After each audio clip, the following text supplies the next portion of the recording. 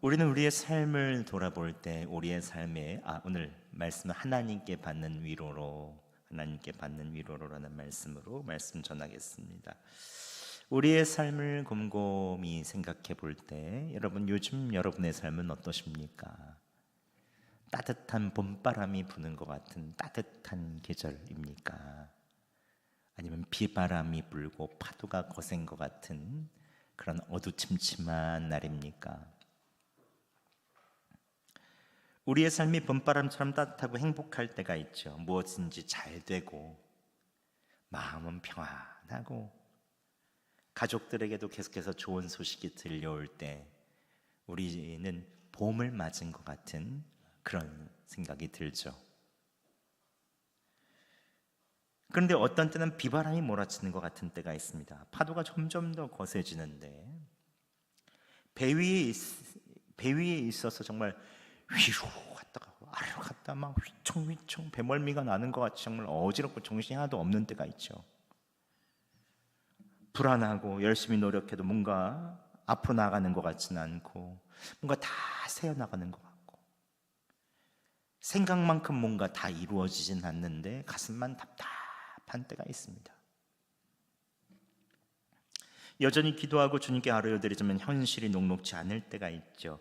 여전히 질병은 우리의 몸을 아프게 하고 힘들게 하며 우리의 자녀들은 믿음 안으로 좀처럼 돌아오지 않을 때, 또 어려운 문제들은 쉽게 풀리지 않고 점점 일이 꼬여버릴 때, 관계도 그렇고 우리 일도 그렇고 기다리는 것도 한두이지 너무 오랫동안 기다릴 때가 있죠. 모든 것이 변하지 않는 것 같고 그냥 딱 멈춰 있는 것 같은 그런 때가 있죠. 떡을 급히 먹으면 꽉 취할 때가 있죠. 이렇게 막 정말 꽉 취한 것처럼 아유 이럴 때가 있죠.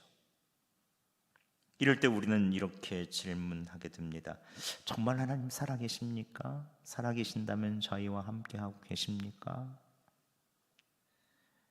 왜 아무런 오랫동안 변화도 없는 거예요? 우리는 주님께 이런 질문들을 하게 되죠. 그런데 오늘 고린도 교회에 보내는 두 번째 편지인 고린도 후서를 쓰는 바울의 마음도 이와 같았습니다. 이 고린도 교회는 바울이 개척한 교회죠. 그는 진심을 다해 이 교회를 세웠고 영적 아버지의 마음으로 돌보았습니다. 근데 결과는 생각만큼 그렇게 좋지 않았던 것 같아요. 고린도 후서를 살펴보면 고린도 교회 성도들은 오히려 목회자인 개척교회 목회자인 그를 의심합니다. 당신이 정말 사도가 맞습니까? 다른 사도들은 모두 예수님 3년 동안 따라다녔다는데 당신만 부활의 예수님 만났다고 하고 당신 외에 예수님 본 사람 아무도 없잖아요. 그는 사도가 아닌 것 같아. 이런 소문을 내는 사람들이 교회 안에 계속해서 있었습니다. 게다가 사도 바울은 키도 작고 코도 매부리 크고 그렇게 잘생기지 못했다고 하죠. 너무 왜소한 거예요. 그러니까 말도 영 시원치 않았다고 해요. 그러니까 편지글로 받을 때는 아주 위대한 사도같이 글은 너무 잘 쓰는데 딱 만나보면 외형도 초라하고 말도 시원찮고 정말 저 사람 사도 맞아? 이렇게 계속 사도 바울을 공격하는 사람이 있었지요. 그런데 오늘날 목사님들도 성도들에게 자주 의심받고 평가받을 때가 많습니다. 인터넷에서 말씀을 잘 전하시는 목사님 설교를 두고 우리 목사님은 그 목사님보단 좀 못한 것 같아. 이 목사님 이 목사님보단 별론데 목사님 이 목사님보단 별론데 그래서 충족이 안 돼서 예배 전에 나는 이 목사님의 설교를 듣고 와. 이런 분들이 계셔요. 예배 끝나고 나는 목사님의 설교를 듣지. 이런 얘기를 하시는 분들이 계세요. 성동교회에서는 제가 그 이야기를 듣지를 못해요. 근데 저희가 이전 교회 부목사로 있을 때 몇몇 장로님들이 저한테 그런 얘기를 하시는 거예요. 나는 예배 전에 어느 뭐 교회 바로 옆에 교회 뭐 목사님 설교를 듣고 와요. 충족이 안 돼, 충족이. 뭐 그러시는 분도 계시고, 이럴 때 정말 마음이 아프죠. 그것뿐만이 아니었죠. 고린도전서에서는 드러나듯이 교회 안에 당파 싸움이 끊이질 않았죠. 고린도전서에 보면 나는 바울파다, 아볼로파다, 베드로파다, 나는 그리스도파다. 바울은 그들을 하나로 묶으려고 했지만 교회는 늘 갈라졌어요. 목회자로서 얼마나 지치는 상황입니까? 교회가 주님의 몸이어야 되는데 늘 나뉘고 찢기고 하는 모습을 보면 목회자의 심정이 어떻겠습니까? 고린도 교회는 세속적인 환경 속에서 또 음란과 부도덕이 만연했던 고린도 항구에 있었거든요. 심지어 교회 안에서도 계속 근친상간 뭐 이러한 음란의 죄가 끊이진 않았어요. 바울이 수차례 책망하고 가르쳤음에도 불구하고 변화는 지지부진했습니다. 근데 오늘날 교회들도 별다르지 않을 때가 많죠. 저와 함께 기도하는 여수 지역의 목사님들이 계신데 한 6교회 정도 정말 뜨겁게 기도하거든요. 모이면 매주 목요일마다 5시에 모여서 8시까지 찬양하고 기도하고 각 교회 상황을 놓고 정말 우리 교회처럼 계속 기도하거든요. 근데 목사님들의 고민은 항상 있어요. 뭔가 변하지 않는다는 거죠. 눈물로 기도하고 권면하지만 여전히 상처 주는 사람은 교회에 그대 계속 있고, 상처를 받고 떠나는 분들도 있어서 너무 가슴 아파하고 말려도 또 떠나는 사람은 있고, 질병에 계신 분들도 바로바로 좀 낫으면 좋겠는데 1년, 2년이 지나도 똑같고, 그러면 정말 교역자들은 다 내 탓인 것 같죠. 내가 능력이 없어서, 내가 정말로 목회를 해야 되나 말아야 되나. 그런데 사도 바울 같은 대사도도 복음을 전할 때 계속 이런 일이 있었으니 사도 바울이 고린도후서 2장 4절에 이렇게 고백합니다. 함께 봉독하겠습니다. 시작. 내가 마음에 큰 눌림과 걱정이 있어 많은 눈물로 너희에게 썼노니 라고 해요. 큰 눌림과 걱정이 있다는 거예요. 여기서 우리는 바울의 진짜 속마음을 봅니다. 겉으로는 담대하게 교회를 세우는 듯 사도로서 어떤 고난도 이겨낼 것처럼 보였지만 속으로는 얼마나 상처받고 눌렸는지, 이게 제 목회자의 마음이죠. 눈물로 글을 썼다는 것이죠. 눈물로 너희에게 썼노니. 그런데 여러분, 바울만 목회자인가요? 목사님들만 목회자입니까? 우리는 모두 다 목회자죠. 가정을 신앙으로 돌보는 목회자이기도 하고, 신앙의 친구들을 돌보기도 하고, 구역과 남성교회, 여전교회를 또 사랑으로 돌보는 우리는 목회자이기도 합니다. 우리는 여기서 질문을 해보게 되죠. 왜 이렇게 열심히 수고하고 섬기고 돌보고 가르치는데 가족들은 왜 변하지 않는 것인가? 내가 그리스도인으로 하나님의 부르심을 받았다는 확신은 알지만 계속적으로 밀려오는 세상 속에서 파도와 같은 끊임없는 고난과 질병의 어려움들, 이런 것들을 어떻게 견뎌나가야 하나? 여전히 상처를 주고 상처를 받는 성도로서 사는 것은 도대체 무엇인가? 우리는 그것들을 주님 앞에 질문하게 됩니다. 성령이 충만하고 그의 손수건만 돼도 사람들이 낳는 사도 바울도 고린도 후서를 쓸 때는 본인도 깊은 상처와 고통을 겪고 있었던 거예요. 변하지 않는 사람들로, 주변에 있는 믿는 사람들로 인하여 마음이 너무나도 무거웠다는 거죠. 그런데 오늘 그럼에도 불구하고 하나님께서는 그에게 찬송하리로다 라고 고백하게 하십니다. 함께 3절과 4절 말씀 저희가 함께 봉독하겠습니다. 시작. 찬송하리로다. 그는 우리 주 예수 그리스도의 하나님이시요 자비의 아버지시요 모든 위로의 하나님이시며 우리의 모든 환난 중에서 우리를 위로하사 우리로 하여금 하나님께 받는 위로로서 모든 환난 중에 있는 자들을 능히 위로하게 하시는 이시로다. 아멘. 여러분, 어떻게 하나님께서 사도 바울에게 이런 상황 가운데, 교회의 편지를 원하는 이런 상황 가운데서 이런 찬송을 주실 수 있는 것입니까?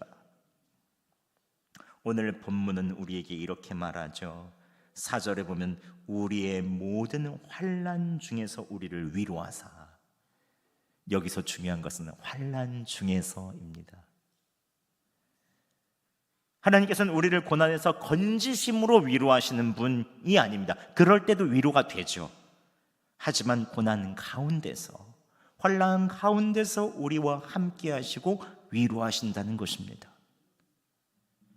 하나님께서는 왜 우리를 위로하실까요? 단순히 나만 편하게 하시려고 하시는 것이 아니라 하나님께 받는 위로로서 모든 환난을 중에 있는 사람들을 능히 위로할 수 있도록 우리에게 큰 위로로 다가오신다는 것입니다.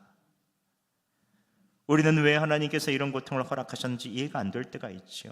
근데 시간이 지나 보면 그 고통의 자리에 위로의 기름 부으심이 있었고, 우리의 고난의 경험이 누군가의 마음을 살리는, 영혼을 살리는 통로가 되었음을 알게 됩니다. 저는 제가 어떤 때 큰 위로가 있었는가 한번 세봤어요. 제가 자주 말씀드렸잖아요. 저는 예전에 결핵 걸린 적이 있었기 때문에 결핵 걸린 사람들의 마음을 누구나 잘 압니다. 또 귀에 메니엘병이 있었기 때문에 2번이나 깊이 왔었기 때문에 이석증, 어지러움과 토할 것 같은 심정, 이명소리가 들리는 건 누구보다도 잘 압니다. 저는 지금도 시끄러운 곳에서 이게 얘기가 하면 잘 안 들리거든요. 또 저희 아버지께서 췌장암에 걸려서 돌아가셨기 때문에 마지막에 어떤 과정을 거치고 정말로 마약과 같은 큰 패치와 정말로 정말 마약 성분이 있는 진통제를 먹어도 안 되는 그 고통의 순간을 저는 다 눈으로 다 봤거든요. 가장 가까이서. 그리고 사촌 누나가 우울증에 걸려서 스스로 목숨을 끊고 세상을 떠난 적이 있어요. 그래서 우울증에 걸린다는 것이 얼마나 힘든 일인지 제가 알거든요. 저는 왜 하나님께서 때때로 이런 고통을 허락하셨는지 이외에도 많은 것들이 저에게 있어요.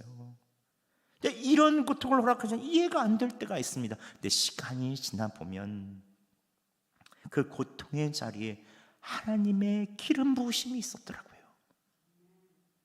고통의 자리에 놓으신 이유를 어렴풋이 알게 되고, 제가 그 고통에서 위로받은 그것으로 누군가를 위로하고 있다는 사실을 새롭게 깨닫게 되는 거예요. 주님께서는 우리에게 오늘 환난 가운데서 우리를 위로하신다고 말씀하십니다. 거기에서 위로하겠다. 우리의 상처를 통해서 다른 사람들을 위로하게 하시겠다고 말씀하여 주십니다. 고난에서 떠나지 않게 하시고 환난 중에서 우리를 위로하고 다시 일으켜 섬기는 자로 세우시겠다고 우리에게 말씀하시는 거죠. 이게 바로 교회의 존재 이유죠.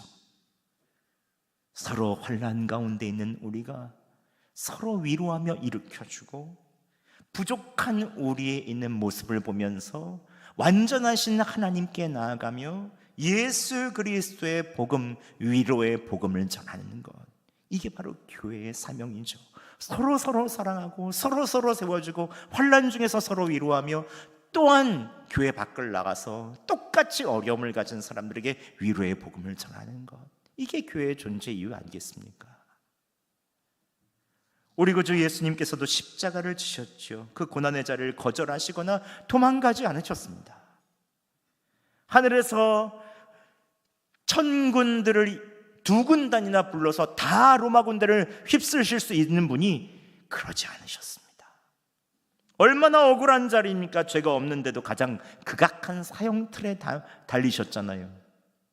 얼마나 외로운 자리입니까? 목숨을 걸며 따른다고 하는 제자들이 다 도망갔죠. 하지만 그 고난의 자리에서 사흘 만에 부활하셔서 우리의 부활의 첫 열매가 되시며 우리를 위로하여 주십니다.